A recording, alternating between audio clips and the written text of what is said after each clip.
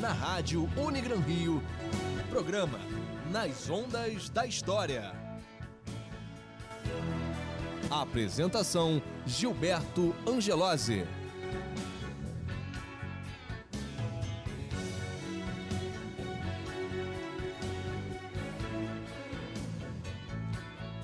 Olá pessoal, tudo bem? Estamos aqui mais uma vez com o programa Nas Ondas da História.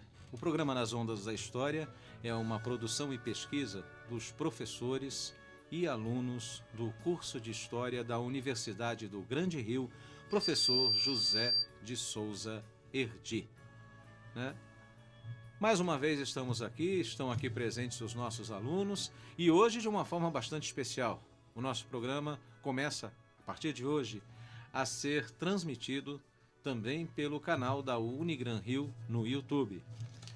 Estão aqui presentes alguns dos nossos alunos. Eu vou pedir então que eles se apresentem para vocês. Vamos lá então? Começamos com as damas ou com os cavalheiros? As damas. Boa noite, galera. Eu sou a Stephanie, terceiro período de História. Tamires, quinto período de História. Oi, eu sou Jéssica, do quinto período de História também. Boa noite, Evelyn, terceiro período de História. Boa noite, meu nome é Tatiana, sou do quinto período de História. Então, vou me apresentar, né? Vou começar agora o lado masculino aqui da mesa, né? O William, mais uma vez aqui presente com vocês, um grande prazer. Tá ok? Vai, Rafa, contigo. Bom, como já falou, sou o Rafael, sexto período de História. Tamo junto aí mais um dia. O programa Nas Ondas da História, como vocês sabem, semanalmente discute sempre um tema histórico. Nessa semana que passou, houve uma coisa que me incomodou bastante. Eu já havia conversado isso com os alunos no programa anterior, porém a minha incomodação se tornou muito maior quando eu percebi que em pleno dia 13 de maio não houveram menções à abolição da escravidão. A imprensa, tanto falada, quanto televisiva, quanto escrita, praticamente não fez nenhuma menção, à abolição da escravidão. Esse é um tema, bastante importante da nossa história. A abolição da escravidão é um fato histórico que não pode ser ignorado. Mesmo que o Brasil esteja atravessando uma série de outros problemas de ordem política, econômica e social, temos que olhar para esse momento da nossa história. Temos que olhar, para a situação do negro antes e depois da abolição da escravidão. E eu faço sempre uma pergunta: será que essa escravidão foi mesmo abolida? O negro tem sido tratado com todo o respeito que ele sempre mereceu? E por que esquecer um fato tão importante? Daí então, o motivo de estarmos aqui hoje, e o motivo pelo qual o tema desse nosso programa é justamente a questão da abolição da escravidão. Nós queríamos começar falando um pouco sobre a situação do negro no Brasil, antes, das leis abolicionistas, e mais propriamente, entre os séculos 16 até o final do século 18, vamos dizer assim, que representa, por que não dizer, um momento da história do mundo, mais propriamente da história do Ocidente, e também da história da América, onde o negro teve uma importância fundamental, mas ao mesmo tempo o seu papel na sociedade foi extremamente marginalizado, minimizado, esquecido, onde ele foi tratado como um instrumento que tem vida. É justamente isso. Na verdade, em pleno século XVI, né, um documento, né, dizia que o negro é um instrumento que tem vida. Né? E, ao mesmo tempo, né, um documento da Igreja Católica, né, do Papa Alexandre VI, né, dizia que o negro é um desgraçado, né, porque ele pratica, né, cultos, né, ele cultua deuses, etc., né, que o colocam nessa condição, né, e a escravidão para ele seria um bem, porque permitiria justamente a ele auferir a graça divina. Desgraçado no sentido daquele que não possui a graça divina, né? Então a escravidão seria uma forma dele purgar os seus pecados. Já o índio, pelo seu lado, né, era considerado como tendo uma alma infantil e por isso precisava ser educado. Vale a pena nós lembrarmos que tudo isso está num contexto muito mais amplo, né, que é justamente do mercantilismo.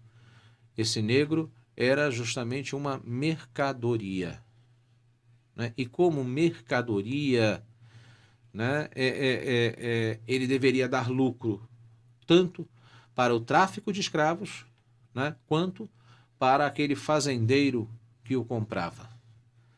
Né? E as condições, né, em que ele era conquistado, vamos dizer assim, as condições em que ele era apreendido na África e trazido para o Brasil também eram as mais difíceis, por que não dizer.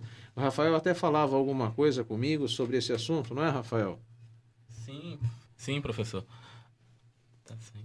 E assim, compartilhando também desse incômodo, né, que o senhor sentiu, eu ficava pensando com relação à opinião que muitas vezes existe flutuando pela própria mídia nos dias de hoje. Porque às vezes eu vejo tão superficial sem ter esse real peso da história, sem ter o real peso do que é de fato, né, professor? E sem sombra de dúvidas, Rafael. Real peso, essencialmente, de falta do conhecimento, né? Onde, de uma forma breve, logo no início, né, eu trouxe aqui de um texto de A Enxada e a Lança, né, que alguns devam conhecer, né, onde logo no começo você vai falar de como foi enorme e impiedosa a sangria que o tráfico de vidas impôs à África, né, porque nós estamos falando de vidas, certo? Sem sombra de dúvidas. Nós falávamos inclusive um pouco disso, né? Uhum. A condição em que o negro é trazido da África, ela tem alguns momentos bastante bem definidos, né? Num primeiro momento, se queria trazer somente os homens, né? Por isso, muitas vezes, quando se invadia uma tribo, né, matava-se as mulheres e as crianças e traziam apenas os homens. Nesse momento também, como haviam conflitos entre as etnias africanas, né, e quando elas entravam em guerra, né, a vencedora aprisionava os vencidos e os vendia depois como escravos. Né? Num outro momento, nós temos então que vão se dar conta de que a mulher e a criança também eram interessantes, né? Porque a mulher podia trabalhar tanto na lavoura quanto nos serviços domésticos e a criança era um escravo em potencial. E a partir daí vão trazer todos. Mas traziam todos, né, em número excessivo nas cobertas do navio, onde o negro não tinha condições sequer de se sentar, de se deitar, etc., né? E a gente pode dizer sem medo de errar, porque os documentos demonstram isso, né? Se saíssem 1000 negros da costa da África, não chegavam mais que 300 ao Brasil. E isso num número em que nós podemos dizer que estamos sendo um pouco otimistas até, né? Alguns textos chegam a dizer, né, que chegavam entre 120 e 200 negros no Brasil. Chegavam magros, doentes, etc., eram levados para um barracão, para um momento de engorda, para depois então serem levados para o mercado de escravos. Essa questão aí que o senhor comenta, a gente pode ver também, a gente estávamos comentando aqui antes do início do programa, aquele filme Amistades, né? Ele retrata bem essa condição na qual os negros eram colocados nos navios, né, e trazidos para a América e para outras regiões. Sim, sem sombra de dúvidas, né? Por quê? Porque justamente eles eram mercadorias, né? Em alguns registros de bordo, os capitães escreviam, né, que quando o negro morria, ele era tirado ao mar, então diziam que ele serviria para alguma coisa, né, que era para alimentar os peixes. Né? Então percebam, quer dizer, não havia, né, o mínimo senso. Logo depois, então, ele é levado para o mercado de escravos. Né? No mercado de escravos, ele muitas vezes era examinado, bulinado, via-se os dentes, principalmente, porque se tivesse dentes fortes, né, era bom para o trabalho. Depois ele fazia um trajeto de, muitas vezes, 3 a 7 dias, do mercado de escravos para a fazenda. Né? E a partir daí, quando ele chegava lá na fazenda, a primeira coisa que se fazia era que ele seria batizado e receberia um nome cristão. Por quê? Porque a cultura dele era tida como boçal. Né? Mas eu estou sendo informado, pessoal, né, que o tempo do nosso primeiro bloco está acabando. Nós costumamos terminar cada um dos blocos do nosso programa sempre com uma música. E hoje, em especial, eu gostaria que nós ouvíssemos Navio Negreiro, o poema do Castro Alves, que o Caetano Veloso, né, musicou. Essa gravação que vocês vão ouvir é com Caetano Veloso e Maria Bethânia. Trata-se, então, de um desabafo do Castro Alves com relação à situação do escravo no Brasil, que tem muito a ver com tudo que nós estávamos falando até então. Com vocês, Navio Negreiro, Caetano Veloso e Maria Bethânia. Programa Nas Ondas da História. Era um sonho dantesco, tombadilho, que das luzernas avermelha o brilho, em sangue a se banhar. Tinir de ferros estalado açoite, regiões de homens negros como a noite, horrendos a dançar. Negras mulheres suspendendo as tetas, magras crianças, cujas bocas pretas rega o sangue das mães. Outras moças, mas nuas, espantadas, no turbilhão de espectros arrastadas, em ânsia e mágoa avantes. E ri-se a orquestra irônica, estridente, e da ronda fantástica a serpente faz doudas espirais. Se o velho arqueja, se no chão resvala, ouvem-se gritos, o chicote estala e voam mais e mais. Presa nos elos de uma só cadeia, a multidão faminta cambaleia e chora e dança ali. Um de raiva delira, outro enlouquece, outro que de martírios embrutece, cantando geme e ri. No entanto o capitão manda a manobra, e após, fitando o céu que se desdobra, tão puro sobre o mar, diz do fumo entre os densos nevoeiros: vibrai rijo o chicote, marinheiros, fazei-os mais dançar. E ri-se a orquestra irônica, estridente.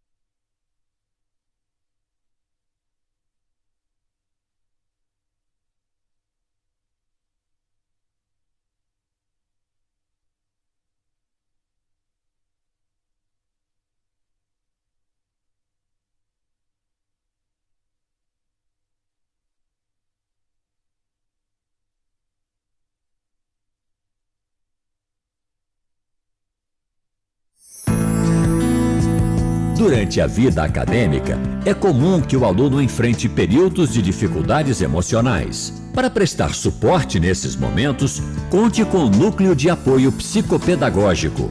Para ser atendido, procure espontaneamente o núcleo e agende um horário. Informações 3219-4040. Psicólogas responsáveis, professoras Leila Navarro e Sandra Empalhazo. Programa Nas Ondas da História. Sobre a condição do negro. Olá, pessoal. Estamos aqui numa discussão acalorada ainda sobre essa questão da abolição da escravidão. Como eu disse no primeiro bloco, é de suma importância que pensemos bastante em toda essa questão. A Evelyn colocava para a gente inclusive, agora, enquanto vocês ouviam Navio Negreiro, uma questão bastante importante. Você quer colocar de novo, Evelyn, por favor?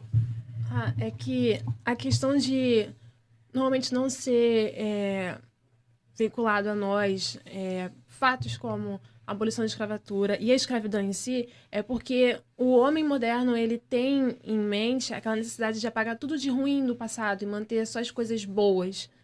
E relembrar algo tão pesado da história do Brasil, porque a escravidão não é só do negro africano ou do afrodescendente, do Brasil em si, é para ele um sentimento de dívida com o homem negro. Ah, sem sombra de dúvidas, Evelyn. Eu, inclusive, comentava com você, agora a gente vai partilhar com todos os nossos ouvintes, né, que não podemos esquecer que o próprio Rui Barbosa mandou queimar os arquivos sobre a escravidão no Brasil, porque ele considerava que isso era uma mancha que deveria ser apagada da nossa história. Quer dizer, é uma mancha na nossa história? É sim. As pessoas não gostam de lembrar disso? Não. Mas existe também uma coisa que nós não podemos esquecer. Falar da escravidão no Brasil e falar da abolição da escravidão no Brasil implica em também reconhecer um preconceito que está implícito e explícito na sociedade brasileira. E que são coisas assim das quais nós não gostamos de falar.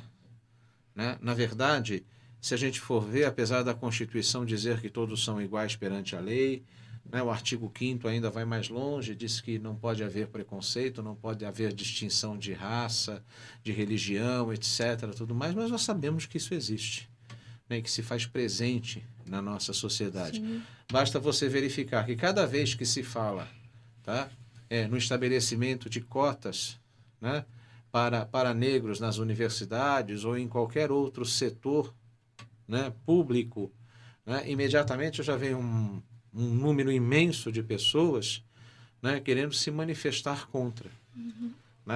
Que, como você disse, existe uma dívida muito grande, e não gostam, de fato, de pensar em tudo isso. Até porque, como a gente falava antes, a condição em que o negro era colocado no período colonial, e também numa parte do período imperial da nossa história, era, na maior parte das vezes, degradante. As senzalas não eram, a princípio, maravilhosas, como as novelas de televisão costumam apresentar. É importante falar do ruim também, lembrar do ruim. Fala. Justamente. Como a Evelyn, Como a Evelyn estava falando, eu acho que é importante, é interessante você lembrar do ruim, sabe, das coisas ruins. Eu acho que essa questão das cotas, as pessoas ainda são contra, sabe? E a partir do momento que você se conscientiza de todo o sofrimento que os negros sofreram, isso diminui, de certa forma, o preconceito. Até mesmo pela questão de que muitas vezes as instituições que veiculam que, sim, vocês podem alcançar os seus sonhos, os seus objetivos por meio das cotas. São as mesmas instituições que criam barreiras às pessoas que elas oferecem essas cotas. Eu tenho uma prima que ela, desde que ela começou na faculdade, já faz uns 2 anos, ela tenta participar do sistema de bolsas da faculdade, ela sendo cotista, e eles mesmos criam barreiras para que ela possa ingressar. Então, é difícil, porque é todo um processo de luta que o negro passou e tem passado para se ter o seu espaço na sociedade, que muitas vezes quem deveria ajudar, de certa forma, embarrera. O que deixa a luta ainda maior para nós. Talvez nem porque, às vezes é porque não se identifica com aquilo. Não entende, entendeu? Qual é o sentimento? Eu acho bastante importante isso que vocês estão colocando. Fundamental que nós pensemos em tudo isso. Fundamental porque eu vejo também uma outra situação muito clara. Primeiro que quando se estabeleceu o Dia da Consciência Negra, o Dia de Zumbi, isso já foi visto com uma série de restrições por muitas pessoas também. O Dia de Zumbi era, a princípio, um dia municipal no Rio de Janeiro. Depois ele foi ganhando algumas outras cidades, etc., né? Até que se tornou, então, estadual. Né? Entretanto, né, ele acabou influenciando também outros estados, etc. E o Dia da Consciência Negra hoje é um dia celebrado, né, e pensado, né, em muitos estados brasileiros. Entretanto, né, eu percebo que é bastante interessante, né? Sempre que chega o Dia da Consciência Negra, você encontra sempre alguém perguntando: e quando é o Dia da Consciência Branca? Aí eu queria perguntar também, quando é o Dia da Consciência Branca? Porque o Dia da Consciência Branca seria justamente aquele dia em que até este mesmo que faz esta pergunta, né, se conscientizasse, né, do artigo 5º da Constituição, no mínimo. No mínimo. Né? Eu não peço muito, não. Eu peço que ao menos ele se conscientize que existe um artigo 5º na Constituição que diz que todos são iguais, né, perante a lei. Né? E que todos merecem, então, ser tratados como cidadãos, porque são cidadãos. E essa é uma grande dificuldade que o negro sempre teve. Né? Porque, primeiro, ele é escravo. Ele é um instrumento que tem vida. Tá? Aí, no segundo momento, mesmo com as transformações no trato para com os escravos na sociedade, principalmente depois de 1850, quando veio, então, a abolição do tráfico negreiro, né? E nós tivemos, então, que, em função disso, a dificuldade de se comprar escravos, etc., né, gerou, primeiro, um tráfico interno de escravos, principalmente escravos do Nordeste, que vão ser trazidos para a região Sul, Sudeste, né, etc., né, mas que vai fazer também com que os fazendeiros comecem a tratar de uma forma diferente os seus escravos, porque ele precisa manter aquela mão de obra, porque o escravo ainda era as mãos e os pés do senhor de engenho, como no caso... Né, eu sempre repito que o padre Antonil coloca na sua obra. Então, era necessário que houvesse um tratamento diferenciado, mas mesmo assim não quer dizer que o tronco desapareceu, que os castigos desapareceram. Né? E muito pelo contrário, o negro ainda continuava sendo colocado a ferros. Né? Em pleno início, né, do nosso império, quando se publicou o Código Criminal do Império, nós temos toda uma parte do Código Criminal do Império dedicada somente ao negro. Né? E lá, por exemplo, a gente vai ler que quando o negro era colocado a ferros, veja só, colocado a ferros, ele vai ter as correntes, vai ter uma coleira, vai ter pulseiras, vai ter tornozeleiras e as correntes que passam por tudo isso. Né? Então, quando o juiz condenava o negro a ser posto a ferros, o juiz condenava, mandava o negro para o ferreiro. O ferreiro colocava os ferros. Depois o negro tinha que voltar para o juiz conferir.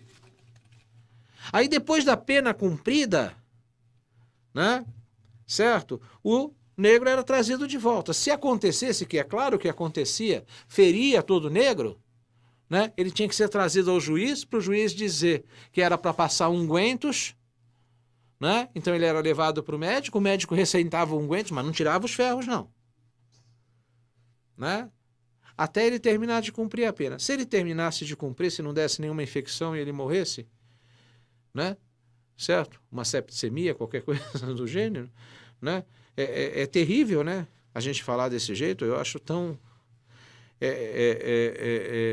difícil falar, porque eu sou um homem do século XXI, vocês são homens e mulheres do século XXI, mas é claro que isso mexe conosco. Apesar de sermos historiadores, de termos que olhar para o passado com os olhos do passado, isso ainda mexe conosco. Né? Então, quer queira, quer não, tem que se olhar para isso. Bom, daí se ele sobrevivesse, tiravam-se os ferros. Aí se ele ainda precisasse de ungüentos, receitavam-se os ungüentos e ele era mandado para o médico. Né? Depois, então, tinha que trazer de volta. Então, de uma certa maneira, tá? Se a justiça buscava acompanhar todo o processo, né? Isso era feito de uma forma que a gente não pode deixar de ver que era até sádica, desumana. E isso não pode ser esquecido. Então, quer dizer, os maus tratos não deixaram de existir totalmente. Mas quer queira, quer não, né? O tratamento que era dado ao negro melhorou um pouco, E isso foi fazendo com que, gradativamente, a expectativa de vida desse negro também fosse aumentando. Mas não pense que aumentou assim, né? Se a princípio o negro tinha uma expectativa de vida que girava em torno de 45, 50 anos, né? Essa expectativa de vida vai crescer 5, 6 anos, né? Vai chegar até os 60 anos, vamos dizer, mas quando chegava até os 60 anos, né, não eram casos comuns, né? Certo? Mas nós vamos ter, né, que uma das leis da abolição gradual da escravidão, que é a lei dos sexagenários, vai dizer, né, que o negro com 60 anos, né, estaria livre, desde que ele ficasse mais 5 anos com o fazendeiro. Está parecendo reforma da Previdência. De uma certa maneira, é a reedição. Professor, o senhor falou daqueles que perguntam o dia da consciência branca. Normalmente são aquelas pessoas que falam que todos nós somos iguais, todas as vidas importam, mas são as mesmas pessoas que dividem, fazem aquela divisão social. Aí entra a questão do trato do negro e do branco perante a lei. Porque se naquela época era aquela questão desumana, você ter um artigo relacionado só ao negro. Hoje em dia a gente vê pessoas com delitos mínimos sendo condenadas a 11 anos. E corruptos que sequer vão para a prisão. De fato, não. E nós temos que ver que esse preconceito se manifesta em diversas outras situações da sociedade, né? Ele começa muito antes. Ele começa quando nós temos uma batida policial, né, onde fatalmente nós vemos que o negro, né, é o primeiro a ser abordado e, ao mesmo tempo, se pede a ele documentos, né? Basta nós verificarmos o seguinte: durante muito tempo, e eu vou dizer, hoje ainda não é diferente, né? O que a polícia quer ver não é a cédula de identidade, é a carteira profissional, para saber se o indivíduo está trabalhando. Então, se ele estiver trabalhando, né, ele é bom, né? Certo? Mas se ele não estiver trabalhando, ele pode ser bandido, né? Então, fatalmente, é importante que nós vejamos isso. Por quê? O nosso bloco está terminando, mas é importante que nós vejamos isso porque assim que se aboliu a escravidão no Brasil, a abolição da escravidão foi feita sem a sociedade estar preparada para receber este homem, esta mulher, né, nesta sociedade. E como tal, o negro continuou sendo marginalizado. Dizia-se, né, ou melhor dizendo, o liberalismo dizia que todos tinham condições iguais de acesso à propriedade privada. Só não acessava a propriedade privada quem era vicioso e preguiçoso, né? Na verdade, sabemos que as coisas não são assim, né? E o negro não conseguia acessar a propriedade privada, porque o Brasil é um país marcado por latifúndios, né? Ele tinha dificuldade de encontrar emprego. Ele tinha dificuldade de viver nessa sociedade que não estava preparada para lhe dar educação, saúde, habitação, etc. E como consequência de tudo isso, né, vão dizer então que o negro era preguiçoso, que o negro não gostava de trabalhar e era feito a pequenos crimes e roubos. Ou seja, depois da abolição, o negro continua marginalizado. E essa marginalização vai se estender até muito mais. Sabemos que na reforma do Rio de Janeiro, por exemplo, o negro vai ser expulso, né, do centro da cidade para os morros, né? Mas nós estamos terminando esse bloco. E já que estamos falando disso, nós vamos ouvir uma música. Jorge Benjor compôs para o disco África Brasil, Não Desanima João. É até uma visão um pouco romântica do Jorge Benjor em relação às leis abolicionistas. Mas vale a pena nós ouvirmos. E no próximo bloco, nós voltamos a falar um pouquinho disso. Com vocês, Não Desanima João, Jorge Benjor. Rádio Unigran Rio. Música, informação e conhecimento.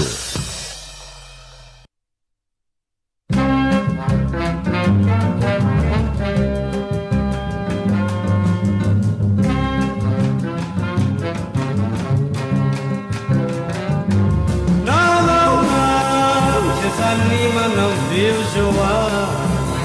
Não, desanima, não viu, João?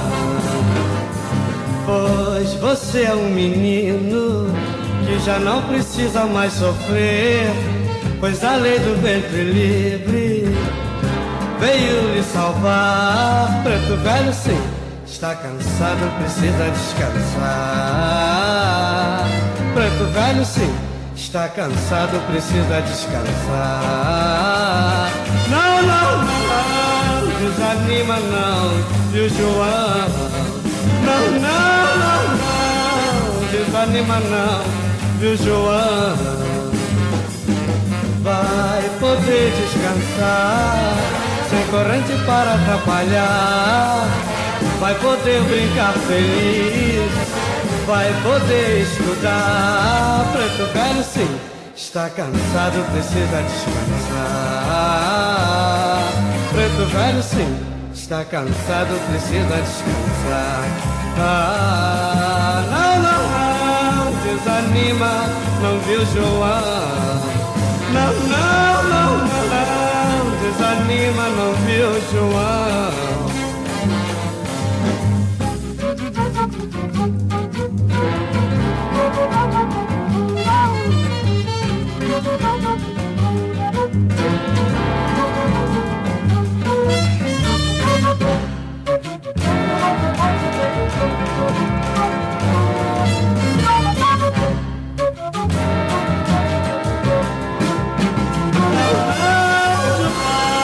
Desanima não, viu, João? Não, João, desanima não, viu, João? Pois você é um menino que já não precisa mais sofrer, pois a lei do ventre livre veio lhe salvar. Preto velho, sim, está cansado, precisa descansar. Preto velho, sim, está cansado, precisa descansar. Não, desanima, não viu, João? Não, desanima, não viu, João?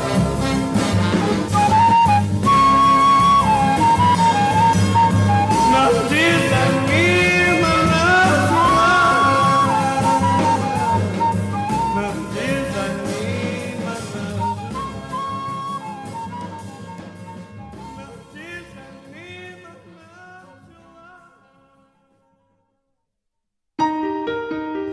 A Unigran Rio, através das atuações da capelania, oferece apoio aos membros da comunidade universitária em suas necessidades espirituais, através de debates, celebrações religiosas, aconselhamentos, divulgação de textos, prestando assistência nas horas de adversidades, de conflitos e de angústias espirituais. Coordenação, professor Clark Gable de Araújo Barros. Participe, procure a nossa capela na Praça do Conhecimento. Programa Nas Ondas da História. Olá, pessoal. Estamos de volta no terceiro bloco do nosso programa Nas Ondas da História. Eu quero lembrar vocês que vocês podem entrar em contato conosco através do nosso e-mail nasondas.historia@gmail.com. nasondas.historia@gmail.com. O programa Nas Ondas da História vai ao ar todas as quartas-feiras às 22 horas, com reprise aos sábados às 11 horas da manhã. E agora também você pode assistir o nosso programa através do canal Unigran Rio, né? Pelo YouTube, na internet, né? E, ao mesmo tempo, né, você pode assistir às nossas gravações, né? Esse programa é o primeiro que está sendo transmitido ao vivo, né, pelo YouTube. E logo depois, então, você poderá acessar a qualquer momento esse nosso programa. Pois bem, Nós estávamos aqui enquanto ouvíamos, né, Não Desanima João, né, do Jorge Benjó, e nós falávamos sobre essa questão das leis, né, de abolição gradual da escravidão. Né, nós tínhamos falado um pouquinho dessas leis num primeiro momento, né? A lei Rio Branco, de 1871, né, também conhecida como Lei do Ventre Livre, né, que, na verdade, é um dos engodos desse processo abolicionista. É um dos engodos desse processo abolicionista porque, naquele momento, né, o movimento abolicionista ganhava força na sociedade brasileira. Né? Nós tínhamos justamente que defensores dessas ideias abolicionistas, né, se faziam presentes nos mais diversos níveis da sociedade. Né? O William me lembrava de Joaquim Nabuco, né? E nós temos muitos outros. Entretanto, diante desse quadro, o Império, então, adota esta chamada abolição gradual. E é nesse contexto que se insere a Lei Rio Branco, também chamada de Lei do Ventre Livre, que na verdade não libertava a criança.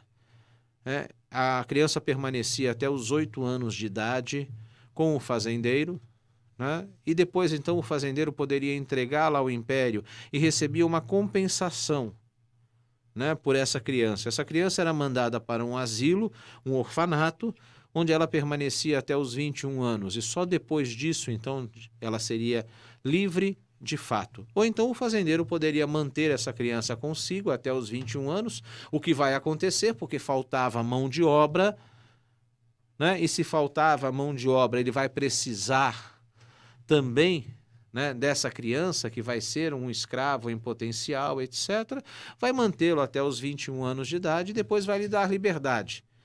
Ao lhe dar liberdade, nem sempre esse jovem de 21 anos, esta jovem de 21 anos, vai deixar a fazenda. Vai permanecer na fazenda. Só que agora ele é livre. Então ele recebe salário. Né? Mas mesmo assim, veja, o fato dele receber um salário não quer dizer que ele vai receber um salário igual ao que era recebido supostamente por um capataz. Não, não é isso. É que a partir de então ele vai poder ter uma casinha, ele vai poder construir uma família, né? Ele vai plantar lá no fundo da sua casa uma hortazinha, ele vai criar galinhas, né? Muito parecido com o que os negros faziam nos Estados Unidos, no sul dos Estados Unidos, ok? Mas ele vai continuar sendo tratado como escravo. A criança que ia para um asilo, dependendo do asilo, alguns deles tinham grandes objetivos. Semana passada eu falava disso com vocês, né? Nós tivemos no Rio aqui o Asilo Isabel, né, que foi construído pelo Monsenhor Amador, que recebeu de presente um terreno dado pelo Barão de Marília. Ele conseguiu reunir dinheiro com os barões, a nobreza, né, do Rio de Janeiro, e ele construiu o Asilo Isabel. Para lá eram mandadas essas crianças. O objetivo dele era que essas crianças saíssem de lá sabendo ler, escrever e com uma profissão. Né? Esse era o objetivo dele. O Asilo Isabel foi mantido por muito tempo. Hoje, infelizmente, ele desapareceu, né? Porque depois de ter sido o asilo para onde iam as crianças da Lei do Ventre Livre, ele se transformou depois numa escola, se transformou numa faculdade e faliu, né?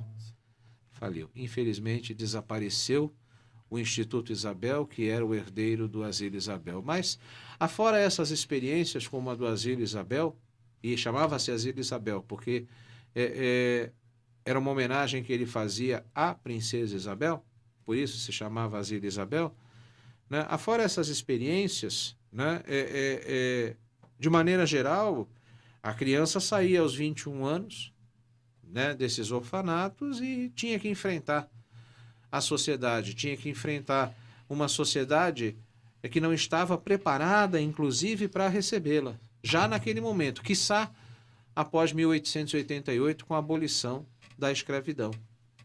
Né? E logo em seguida, né, em 1885, né, nós vamos ter, então, a Lei Saraiva-Cotegipe, né, que é a chamada Lei dos Sexagenários. Né? Então, o escravo, a escrava, permanecia até os 60 anos com o fazendeiro. A partir dos 60 anos, né, ele podia manter ainda por mais 5 anos esse escravo consigo, e depois, então, ele dava liberdade para o escravo. Ou seja, ele dá liberdade para o escravo? Não, ele está se livrando de um peso. O império estava garantindo para ele que ele se liberasse de um peso, né, porque o escravo já não tinha mais condições de cumprir todas as suas funções, o seu trabalho, etc. Né? Então ele se liberava de um peso sem nenhuma dor de consciência cristã, vamos dizer assim. Né? Porque no fundo era isso. E esse negro, esta negra, iam, na verdade, se transformar em pessoas que viveriam da caridade pública. Vai surgir uma figura importante na cultura brasileira, o preto velho, a preta velha, né? Aquele velhinho bonzinho, aquela velhinha boazinha, né? Que ficava sentada na porta da sua choupaninha, né? Que aparece nas pinturas, fumando seu cachimbinho, etc., né? E que dava conselhos para as pessoas, né? Que geralmente tinha um rosário na mão ou transpassado no corpo, né? Porque, na verdade, foram também assim educados. Se a gente pegar o sermão 27º do Rosário, né? Do padre Antônio Vieira, né? Nós vamos perceber assim que num dado momento ele estava falando numa sociedade de brancos, mas os negros estavam presentes lá na porta, porque não podiam entrar. Né? Aí ele diz assim: falo agora para as negras, transformem os seus colares de contas, tá, em rosários para Nossa Senhora. Pois bem, são esses rosários que geralmente essas velhinhas, esses velhinhos traziam transpassados no corpo. Né? E traziam isso, são devotos de Nossa Senhora, são muitos que inclusive ajudaram a erguer as igrejas, né, do Rosário, das Irmandades do Rosário e tudo mais. Né? São esses, então, que davam conselhos que as pessoas iam procurar para rezar por eles, que conheciam os segredos das ervas, das folhas, então ensinavam chás, ungüentos para as pessoas. Né? E isso gerou a figura do preto velho, da preta velha, que está presente, né, nas religiões afrodescendentes, né, principalmente na Umbanda no Brasil. Né? O preto velho e a preta velha são elementos da cultura eminentemente brasileira. Não tentem encontrar preto velho e preta velha em outras culturas afrodescendentes de outros países que vocês não vão encontrar. É brasileiro.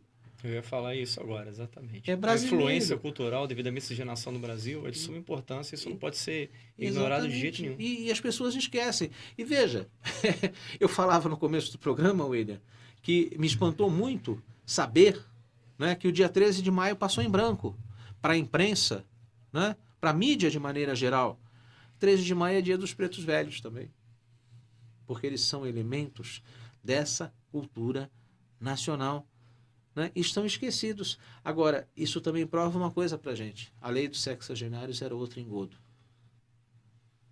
Né? E é por isso que as pressões se tornaram cada vez mais fortes. Né? E em 1888 veio a Lei Áurea. Mas a Lei Áurea aboliu a escravidão e, como nós já falamos, aquela sociedade de 1888 e dos anos seguintes não estava preparada para receber o negro. Né? Ele deixa de ser escravo e passa a ser cidadão.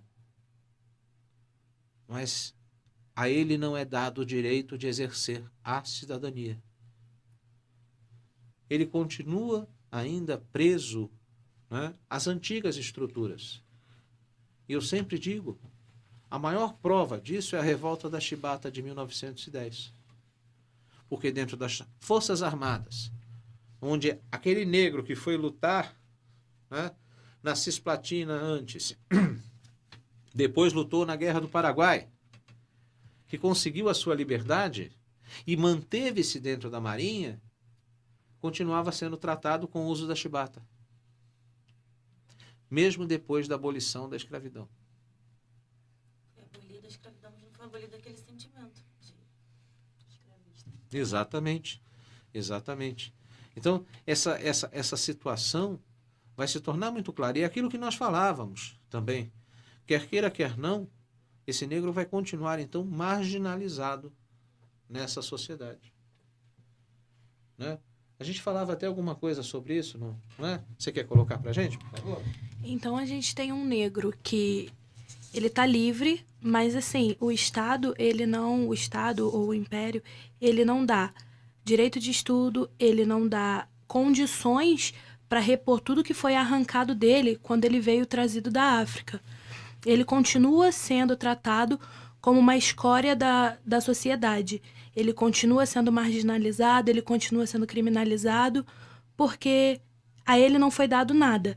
Ele não tem como se manter numa sociedade onde ele, depois de ter sido escravo, ele não vai ser um assalariado, entendeu?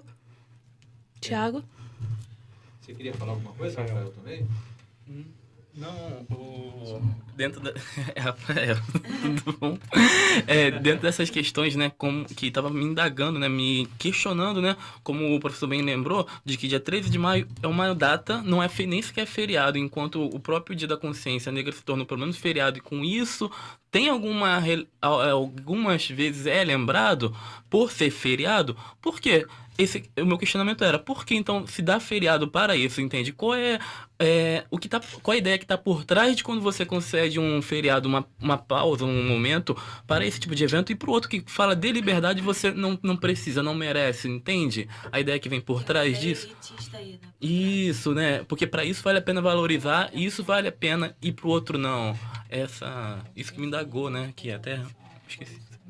A Evelyn também partilhou. A Evelyn também queria colocar? Não, eu lembrei agora, ela falou essa questão elitista. Pelo fato de que muitas vezes tratam a abolição da escravatura como algo que foi concedido aos negros, sem levar em consideração todo o processo de luta do negro, para que ele tivesse aquela visibilidade de, sim, eu sou um ser humano e sim, eu mereço ter os meus direitos como ser humano, como cidadão na sociedade. Eu preciso ser inserido na sociedade, porque você faz o uso da minha mão de obra, você faz, muitas vezes, até mesmo a cultura do negro naquele período já tinha aquela questão do usufruir daquilo, e eu, o negro, não faço parte disso. É como se você participa de uma festa sem que a pessoa a qual você representa a festa não pudesse entrar nela. Tipo, como se tivessem deixado o negro excluído de tudo isso. A Evelyn falou uma coisa bem interessante, professor, não querendo cortar o senhor. Lhe deram a condição da liberdade, mas não lhe deram a condição de viver a liberdade. Porque até muitos deles acabam ficando ligados aos seus senhores, porque iam para fora e não tinham a condição de se manter adequadamente, né, ou se enquadrar dentro do perfil social daquele momento. Na verdade, só aboliram a escravidão para ceder mesmo aquelas pressões que estavam sendo vividas com o processo dos movimentos abolicionistas, mas não incluíram eles na sociedade. Não teve essa inclusão dos negros na sociedade. Eu acho importante também destacar a questão que é isso que a Tamires está falando. Se dá a liberdade ao negro, entre muitas aspas, Isso. mas não se reconhece o valor dele em si e o porquê que ele está sendo liberto. Tinha toda uma questão econômica, uma questão política por trás disso. Exato. Não é porque o negro merecia ser liberto ou porque ele era ser humano e estava numa condição precária, desumana. Não é por isso. Mas é porque aquele sistema já não cabia mais, o capitalismo ele estava exacerbado. Então, precisava de uma transformação na sociedade. E a abolição ela é um reflexo disso, não porque eles mereciam. E é por isso que o racismo, o preconceito, ele continua instalado na sociedade até os dias de hoje, porque a gente não pensa isso. A gente não pensa o que de fato foi a abolição e o que ela reflete até hoje. O que representou, exato. Na atualidade. E o Dia da Consciência Negra, ele deveria servir para abolir o sentimento ainda racista presente, sabe? E, além do mais, havia uma pressão externa para que houvesse a abolição da escravatura também. Porque o Brasil era o único país que ainda tinha esse... Principalmente da Inglaterra. A Inglaterra. Pois é. Temos que levar todas essas questões em consideração. De fato, aquela sociedade não estava preparada para receber aquele cidadão aquela cidadã que estavam sendo incluídos nessa sociedade. Não só não estava preparada, como era uma sociedade que se inseria no contexto do liberalismo econômico, né, e que, usando justamente os princípios do liberalismo econômico, vai marginalizar o negro, dizendo justamente que ele não gostava de trabalhar, né, que ele era afeito a pequenos roubos, e a própria legislação, né, da República, né, ou seja, o Código Penal republicano de 1891, vai marginalizar, né, esse negro. Por quê? Porque vai proibir as suas práticas religiosas, né? Ao proibir o espiritismo, ele está proibindo principalmente os cultos afrodescendentes. Vai proibir a capoeira, a capoeiragem era proibida, vai proibir o curandeirismo, ou seja, as práticas de se receitar remédios de ervas, etc., né? Incluindo o negro e os indígenas. Enfim, e uma série de outras questões que se farão presentes. Eu falei antes da reforma do Rio de Janeiro, quando o negro foi expulso para os morros, e assim por diante. Veja, era uma sociedade que não estava preparada para receber este cidadão. Né? Eu brincava, né? Falei para o Rafael, as pessoas esquecem 13 de maio porque não é feriado. E elas lembram do Dia da Consciência Negra porque esse dia é feriado. Né? Era necessário que as pessoas fizessem, né, um feriado para refletir nas suas mentes, né, sobre esta realidade histórica que é o 13 de maio, que é a abolição da escravidão, né, que é a importância que o homem e a mulher negros, né, têm nesta nossa sociedade brasileira, nesta nossa história, né, na nossa vida de maneira geral. Mas, pois é, nós estamos chegando ao final do nosso programa. Na verdade, já me deram 3 vezes sinal, pessoal, né, de que o meu tempo acabou. Acabou o nosso 4º bloco. Aliás, desculpe, acabou o terceiro bloco. Tem mais um né? ainda. Tá vendo só? É que o assunto não dispõe então é melhor você não falar muito não, que vocês vão brigar com você também. Já que nós estamos falando de abolição, vamos ouvir, então, Lei Áurea, com Carolina Soares. Como animais, acorda cedo pra trabalhar. Era na foice e no machado, com um facão nos canaviais. 14 horas por dia e sem poder clamar. O negro caía cansado, logo era chicoteado e gritava: não bata neu mais não, não bata neu mais não, não bata neu mais não, seu feitor, que eu já vou me levantar. Não bata neu mais não, não bata neu mais não, não bata neu mais não, seu feitor, que eu já vou me levantar. 1888, a Lei Áurea Isabel assinou. O negro foi jogado na rua, essa lei não adiantou.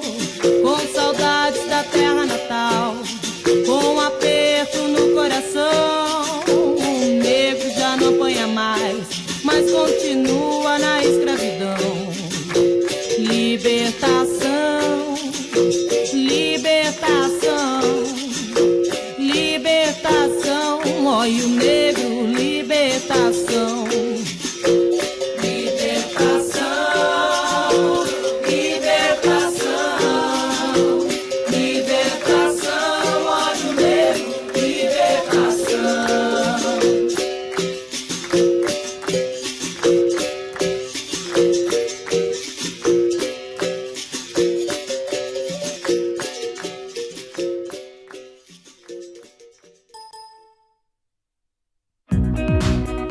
Museu Ciência e Vida é uma fonte de conhecimento para os moradores de Duque de Caxias e de toda a região. Atualmente há diversas exposições, planetário, auditório e salas para oficinas, o que possibilita a cada visitante uma nova descoberta. Para o aluno, é uma experiência enriquecedora e gratuita. O museu funciona de terça a domingo até às 5 da tarde. Para mais informações, 2671-7797. Programa Nas Ondas da História. Vez para o quarto bloco do nosso programa Nas Ondas da História. Eu quero lembrar vocês, mais uma vez, que vocês podem entrar em contato conosco, dando sugestões, fazendo vossas críticas, né, elogiando. Basta escrever para a gente. Escrevam para o nosso e-mail nasondas.historia@gmail.com nasondas.historia@gmail.com. Pois bem, no bloco anterior nós estávamos já falando justamente da Lei Áurea, né, e por isso então escutamos, né, ouvimos a música então de Carolina Soares, Lei Áurea, que é uma música de capoeira. E foi proposital que nós ouvíssemos essa música, uma música de capoeira, já que também, se vocês estão se recordando, nós falávamos que a cultura, né, afrodescendente acabou sendo marginalizada, inclusive pela legislação do início do período republicano. A capoeira foi proibida, né, pelo Código Penal de 1891.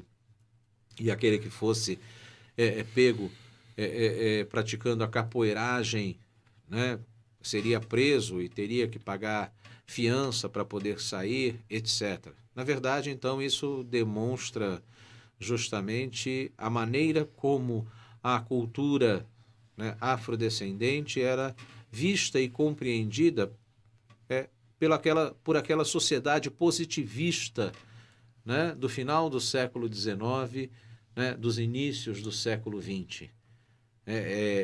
A cultura do negro, né, era considerada justamente uma cultura inferior.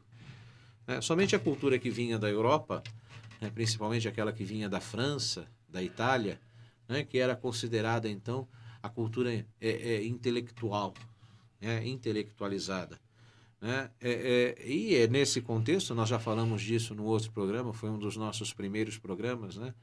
É nesse contexto que, por exemplo, se destacou a figura de Chiquinha Gonzaga, né, que passou a produzir uma música, né, com ritmo brasileiro, eminentemente brasileiro, né, e valorizava justamente, né, essa cultura, né, afrodescendente.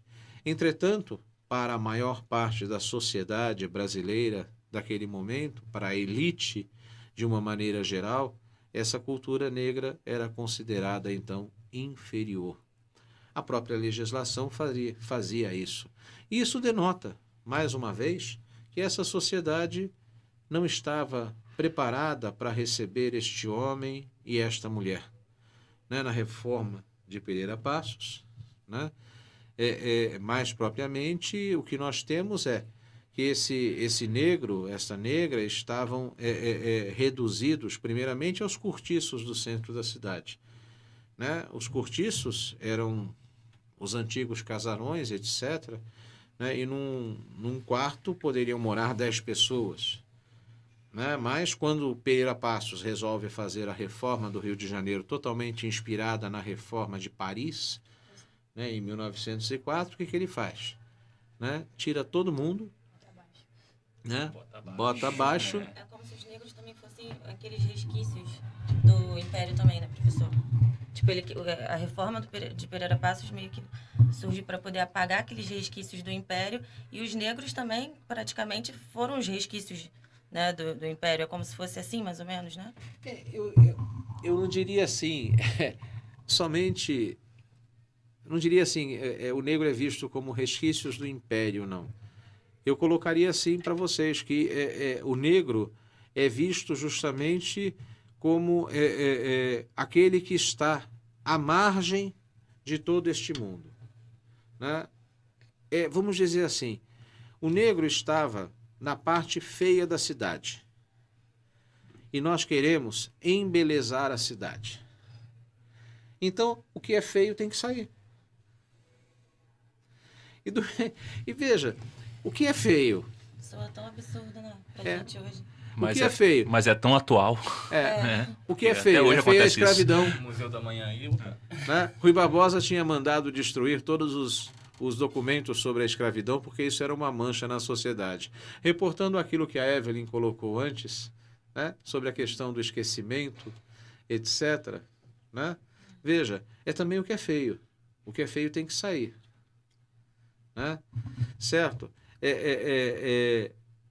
Se eu quero transformar o Rio de Janeiro numa Genebra brasileira, numa Suíça, né, brasileira, numa cidade bonita, eu tenho que tirar tudo que é feio. Ao mesmo tempo, eu estou falando, né, do civilizado e do primitivo. Né? Veja, quer queira, quer não, o negro é o primitivo. A cultura europeia é a civilizada. Sim, aí é a questão de que Você o está Brasil... percebendo? É um contraste, é assim que nós vamos fazendo esse contraste. Então, ao expulsar o negro para os morros, eu estou expulsando tudo aquilo que eu considero, tá, feio. Né? Que eu considero não culto, que eu considero primitivo. No fundo, é isso que está acontecendo. Né? Alguém pode dizer, não, mas essa é uma visão de homem do século XXI. Não. Eu estou olhando lá para o começo do século XX. Estou olhando para o Rio de Janeiro do começo do século XX. Estou olhando para a reforma de Pereira Passos e para o modelo que Pereira Passos adotou para fazer essa reforma, que é o modelo de Paris. Né? Então, veja, é esse modelo que eu quero para mim? Por que é esse modelo? Porque esse é um modelo civilizado. Né? Por quê? Porque nós estávamos vivendo naquele momento numa sociedade marcada pelo positivismo. E o positivismo, né, encara a sociedade dessa maneira. Então, simplesmente eu não posso fechar os olhos para essas questões. Fala, Evelyn. Não, é a questão de que naquela época o Brasil estava atrelado à ideia de que o que era bom vinha de fora. Tudo que o novo, a mudança vinha de fora. E a reforma de Haussmann é aquela questão arquitetônica, a beleza. E o Brasil, a arquitetura colonial estava ultrapassada. Ele queria o novo, queria o belo. Tanto que o Teatro Municipal é uma cópia do Olímpia. Do Olímpia. Uhum. E o negro, ele estava como a pedra no sapato.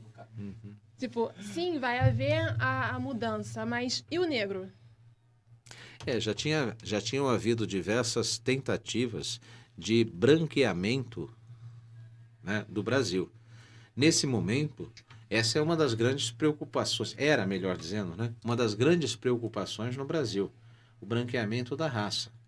Porque o Brasil não queria ser visto como uma nação mestiça, já que haviam diversas teorias, né, e dentre elas uma, né, que dizia que os mestiços estavam destinados a desaparecer. As nações mestiças estavam destinadas a desaparecer. Isso até hoje, né? Porque elas são mais fracas, o mestiço é mais fraco. Né? Então, eu quero que vocês percebam isso. Quer dizer, o Brasil não queria ser visto como uma nação mestiça. O Brasil também não queria ser visto como uma nação negra. Né? Aliás, não podemos esquecer que o fantasma da Revolução Haitiana sempre se fez presente na realidade brasileira. Né? Então, o Brasil não quer se ver como uma nação negra. Ele queria se ver como uma nação branca. Já tinham sido feitas algumas tentativas de branqueamento. Né? A própria participação do negro na Guerra do Paraguai tinha um conteúdo de branqueamento.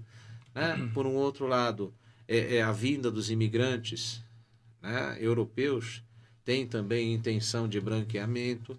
Então, tudo isso denota, né, a visão que se tinha, né, desse negro, né, e dessa cultura afrodescendente em território brasileiro, em pleno início do século XX, e que se prolongou ainda por muito tempo. e, por que não dizer, está presente até hoje. Né? Você quer falar, Jéssica? Eu acredito que o que você falou é uma necessidade que o Brasil, o Rio de Janeiro, sobretudo, né, como a capital do país, tinha a necessidade de transformar o Rio de Janeiro numa potência dentro do próprio país. Apagar aquele passado colonial escravista e transformar numa Paris entre trópicos. Tirar aquele teor de pestilenta, de suja, antiestética e trazer uma nova Paris para o Rio de Janeiro, o que seria impossível, porque a sociedade em si é um reflexo que a sociedade foi escravizada. Exatamente. Agora, esse é o que da questão, né? Transformar na Genebra brasileira, né? Por quê? Porque Rio de Janeiro era a capital da República. Então, essa é a capital que nós queremos mostrar para o mundo. Né? Mas, pessoal, acabou o nosso tempo. Acabou para valer mesmo, né? Acabou o nosso tempo. E já que nós estamos falando sobre tudo isso, existe uma canção que vale a pena pensarmos um pouco nela. Né? É uma canção composta pelo Gilberto Gil, né? E gravada, né, por Gilberto Gil e Chico Buarque de Holanda. A canção se chama A Mão da Limpeza. E nela, o Gilberto Gil reflete sobre a questão do preconceito em relação ao negro, né? Sobre o lugar em que o negro foi relegado muitas vezes na sociedade brasileira. Então, utilizando uma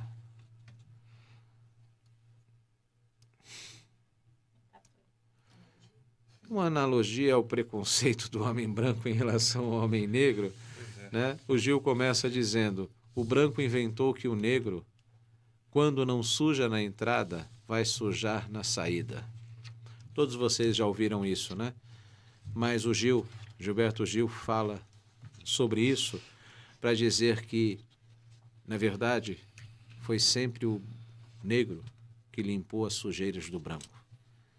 Né? E é graças justamente à presença deste negro, né, que a sociedade brasileira foi construída.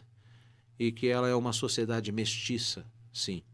Apesar de que muitos se negam a querer acreditar nisso. E que o lugar do negro é de suma importância e tem que ser respeitado. E eu termino dizendo que nós não esqueçamos nunca mais o 13 de maio e a abolição da escravidão, e nem tudo que ele representou e ainda precisa representar nesta nossa sociedade.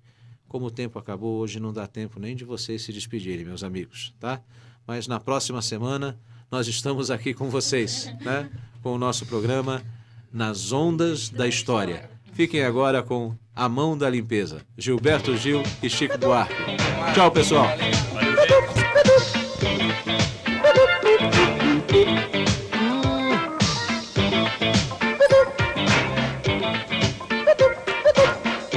Programa Nas Ondas da História. O branco inventou que o negro, quando não sujar na entrada, vai sujar na saída. Imagina só, vai sujar na saída. Imagina só, que mentira danada.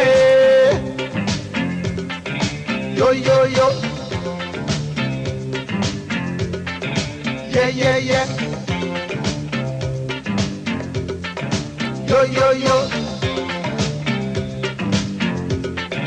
Na verdade a mão escrava passava a vida limpando o que o branco sujava. Imagina só o que o branco sujava. Imagina só o que o negro penava. Yo, yo, yo. Mesmo depois de abolida a escravidão, negra é a mão de quem faz a limpeza, lavando a roupa encardida, esfregando o chão. Negra é a mão da pureza. Negra é a vida consumida ao pé do vulcão. Programa Nas Ondas da História. Rádio Unigran Rio, a rádio da Universidade do Grande Rio. Atenção, alunos de todos os cursos de graduação. A Unigran Rio possui um núcleo de convênios, estágios e negócios, o NUCEM, que tem como objetivo proporcionar o ingresso dos alunos no mercado de trabalho. Além da captação e divulgação dos estágios, o NUCEM cuida também da sua legalização, em conformidade com a legislação. Informe-se pelo ramal 7707 ou procure o NUCEM, em frente ao auditório. Rádio Unigran Rio, a rádio da Universidade do Grande Rio. Rádio Unigran Rio.